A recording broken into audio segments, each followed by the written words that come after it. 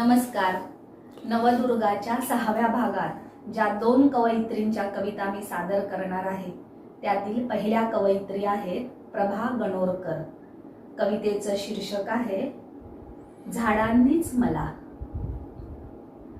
कोणी मला इतक्यांदा उपटून असे तिथून इथे इथून तिथे लावले असते.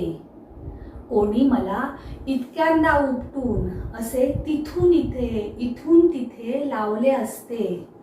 किंवा दरवेळी फुटलेली कोवळी लालस पालवी ढोरांनी अशी कुरतडून टाकली असती. किंवा दरवेळी फुटलेली कोवळी लालस पालवी ढोरांनी अशी कुरतडून टाकली असती. किंवा जमिनीतूनच धमन्यांच्या आत शिरून अळ्यांनी मला असे पोखरून टाकले असते.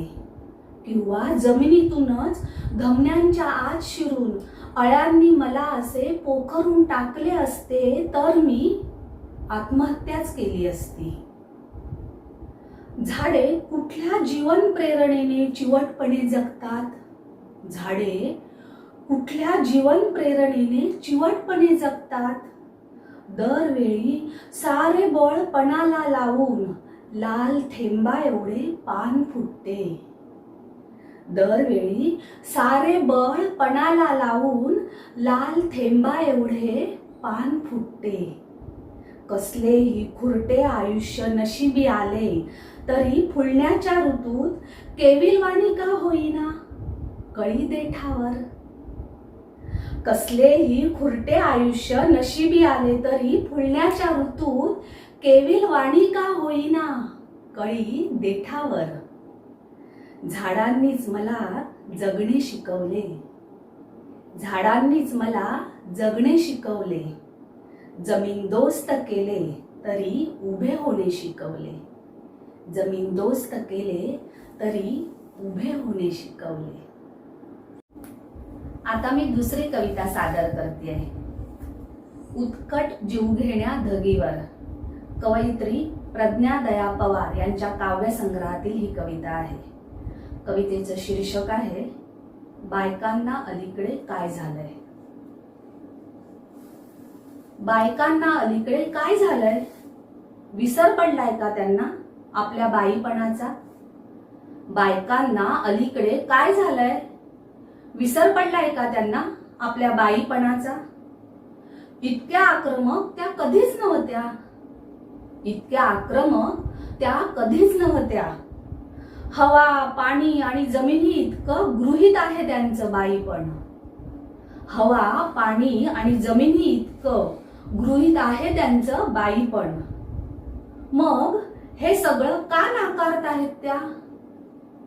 मग हे सगळं का नाकारताहेत त्या? ही कसली भूल पडली आहे त्यांना. ही कसली भूल पडली आहे त्यांना. आता अडकळत नाहीत त्यांची पावलं दाराशी. उगीच कड आवरीत उसासे सोडणं केव्हाच सोडलंय त्यांनी. उगीच कड आवरीत उसासे सोडणं केव्हाच सोडलंय त्यांनी. बायका प्रदर्शित करतात त्यांच्या इच्छा अपेक्षा वासना लालसा. त्या प्रेम करतात उत्कट संपूर्ण. त्या प्रेम करतात उत्कट संपूर्ण. पण आता त्या असत नाहीत फक्त त्यांच्या मालकाच्या. कधीमधी असतात स्वतःच्याही. होतात आत्ममग्न. पण आता त्या असत नाहीत फक्त त्यांच्या मालकाच्या. कधीमधी असतात स्वतःच्याही. होतात आत्ममग्न. लुभावतात एखाद्या दूरस्थ प्रदेशावर. लुभावतात एखाद्या दूरस्थ प्रदेशावर. अजूनही तरळून जातं त्यांच्या मनात 16व सरतानाचं घनदाट मायावी जंगल. अजूनही तरळून जातं त्यांच्या मनात 16व सरतानाचं घनदाट मायावी जंगल. लुकलुकतात त्यांचे डोळे मातीला भेदून आकाशाकडे झेपावणाऱ्या हिरव्या कोंबाला पाहून. लुकलुकतात त्यांचे डोळे मातीला भेदून, आकाशाकडे झेपावणाऱ्या हिरव्या पोंबाला पाहून.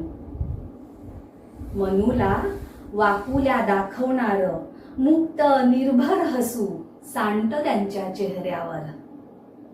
मनूला वाकुल्या दाखवणार मुक्त निर्भर हसू सांडतं त्यांच्या चेहऱ्यावर. आणि अंगाअंगातून पाझरतं बाईपणाचं अनोखं चैतन्य. आणि अंगाअंगातून पाझरतं बाईपणाचं अनोखं चैतन्य. खरंच बायकांना अलीकडे काय झालंय? खरंच बायकांना अलीकडे काय झालंय?